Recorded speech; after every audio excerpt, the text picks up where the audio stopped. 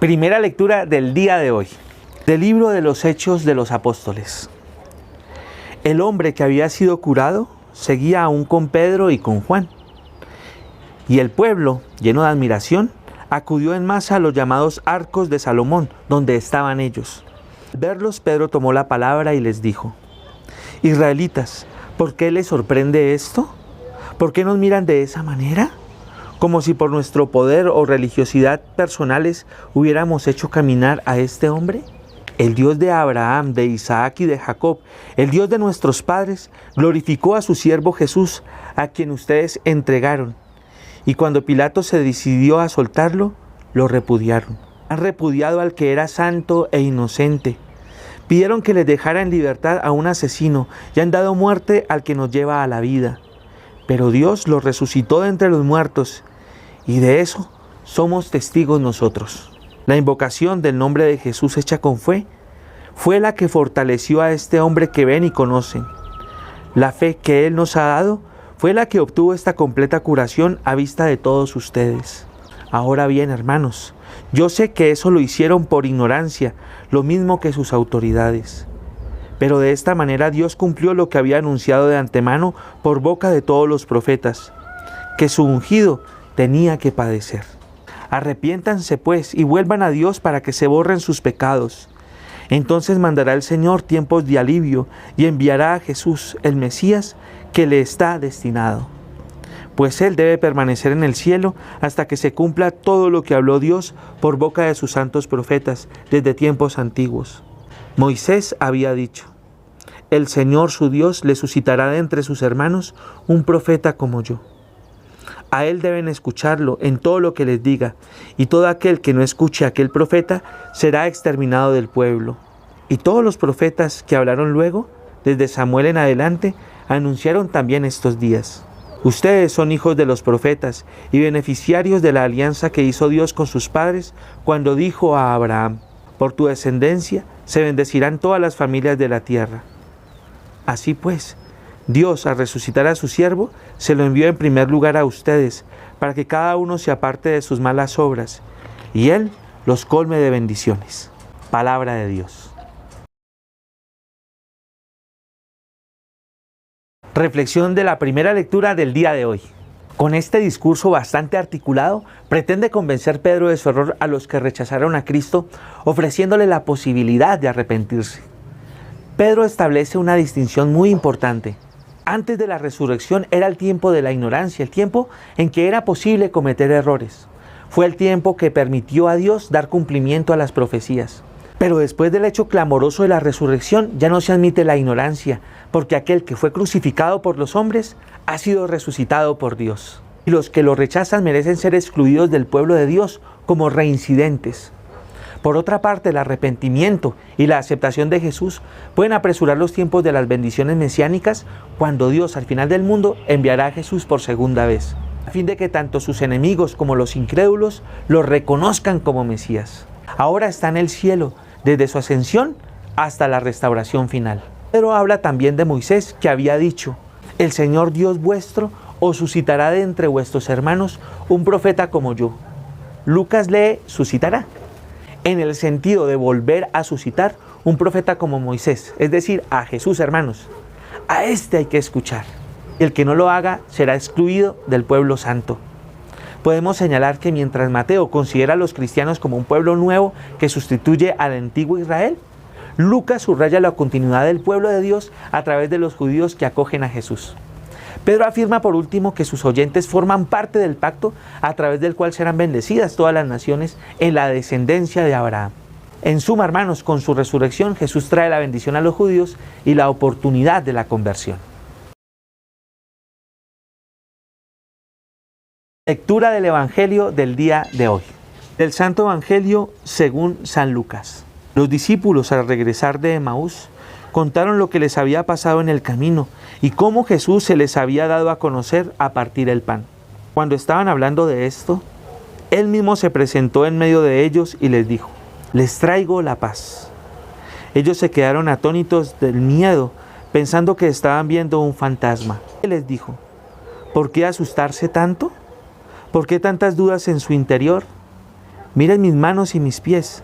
Soy yo en persona. Tóquenme y verán. Un fantasma no tiene carne y huesos, como ven que tengo yo. Y al decir esto les mostró las manos y los pies. A tanta la alegría y el asombro que no podían creerlo. Entonces les preguntó, ¿tienen algo de comer? Ellos le ofrecieron un pedazo de pescado asado. Jesús lo tomó y comió delante de ellos. Luego les dijo, esto fue lo que les dije cuando aún estaba con ustedes, que tenía que cumplirse todo lo que está escrito en la ley de Moisés, en los profetas y los salmos acerca de mí. Entonces les abrió el entendimiento para que entendieran las Escrituras y les dijo, la Escritura dice que el Mesías debía sufrir la muerte y resucitar al tercer día, y que en su nombre se hará en todo el mundo un llamado al arrepentimiento para obtener el perdón de los pecados. Comenzando desde Jerusalén, deben dar testimonio de estas cosas. Palabra del Señor. Reflexión del Evangelio del día de hoy. El tema del fragmento evangélico que completa el relato de la aparición de los dos discípulos de Emaús subraya las pruebas sobre la realidad de la resurrección de Jesús. También la primera comunidad cristiana pasó por dificultades para penetrar en el misterio del Señor resucitado. La superó empleando una doble prueba. La prueba real y material del contacto físico de los discípulos con Jesús, poniendo de relieve la corporalidad del Cristo Pascual. Ved mis manos y mis pies, soy yo en persona, tocadme y convenceos. Así como la iniciativa del Señor de comer algo ante los suyos, cuando dice, ¿tienen algo de comer? La otra prueba, hermanos, es la espiritual, basada en la comprensión de la palabra en las Escrituras. Cuando el Señor dice, estaba escrito. Lucas precisa que la historia de Israel adquiere su sentido y se comprende solo si culmina en el acontecimiento histórico de Jesús de Nazaret, muerto y resucitado. Y por otra parte nos enseña que solo cuando los hombres se abren a la conversión y experimentan el perdón de Dios, pueden comprender de todo el triunfo de la Pascua del Señor. La salvación está abierta a todos, hermanos. Y la Iglesia tiene la tarea de anunciar la realidad física de la Pascua del Señor y su valor como nuevo inicio de la historia humana a través de la acogida del perdón de Dios. La resurrección de Jesús es el dato cierto sobre el que se asienta la fe de los creyentes y la historia de los hombres. Meditación del día de hoy. Habla Pedro de la segunda venida de Jesús como Mesías y la presenta como la que nos trae los tiempos de la consolación, los tiempos de la restauración de todas las cosas. Propone una visión amplia y solemne de la historia de Israel. Una historia que es un camino hacia los días de Jesús, el consolador de Israel y el restaurador de todas las cosas. Todo concurre a preparar este gran día de la bendición mesiánica sobre todas las cosas, a partir de Israel y hasta todas las familias de la tierra, incluso a toda la creación. La respiración de la Iglesia ya es universal desde el comienzo e incluye toda la realidad redimida por la cruz de Cristo. Pedro extiende la mirada al futuro de Dios con el optimismo de quien sabe que la resurrección es el hecho decisivo, aunque también con la conciencia de que habrá un acto final donde el misterio salvífico de la resurrección será revelado en plenitud y extendido a todos los pueblos y a toda la creación. Se enuncia ya aquí el ya y el todavía no de la historia cristiana. Esta se mueve entre el ya de la Pascua y el todavía no de la reconstrucción definitiva de todas las cosas. Entre ambos límites se sitúa el tiempo oportuno para la conversión, para hacernos dignos de las bendiciones mesiánicas, las ya realizadas y las que vendrán. Oración del día de hoy. Qué estrecha, Señor, es mi perspectiva. Mi problema de hoy me hostiga, me preocupa. Parece que es todo. Sin embargo, me hace falta situar las cosas de cada día en el vasto horizonte de la historia de la salvación, especialmente entre el ya de la resurrección y el todavía no de la reconstrucción final.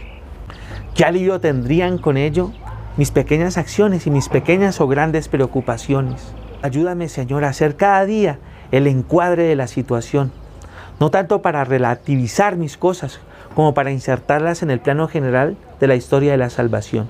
Ilumíname y ayúdame no a disminuir el valor de lo cotidiano, sino a comprender su seriedad y su alcance dentro de esta historia. Ya no vivo en los tiempos de la ignorancia, sino en los tiempos de la conversión, en los de la espera laboriosa, en los de la confianza, en los del optimismo, en los de la aceleración de la venida de la consolación de Dios. Oh Señor, hazme caminar hacia estos tiempos definitivos con paso ágil, con el corazón ardiente, con manos laboriosas, con optimismo, porque estás preparando la reconstrucción de todo lo que nosotros hemos deformado a lo largo de los milenios de nuestra historia. Contemplación del día de hoy. La Santa Iglesia soporta la adversidad de esta vida con el fin de que la gracia divina la lleve a los premios eternos. Desprecia la muerte de la carne porque tiene fijada la mirada en la gloria de la resurrección. Los males que sufre son pasajeros, los bienes que espera, eternos. No alberga la menor duda sobre estos bienes porque posee ya, como fiel testimonio, la gloria del Redentor. Ve en espíritu su resurrección y refuerza vigorosamente su esperanza. Alimenta la segura esperanza de lo que ve ya realizado en su cabeza, que se realizará también en su cuerpo. No debe dudar de su propia resurrección, porque posee ya en el cielo como testigo fiel a aquel que resucitó de entre los muertos.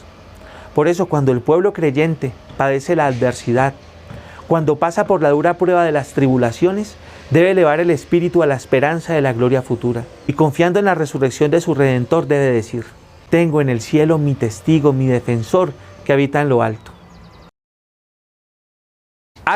Acción del día de hoy. Repite con frecuencia y vive hoy la palabra. Vosotros sois testigos de estas cosas.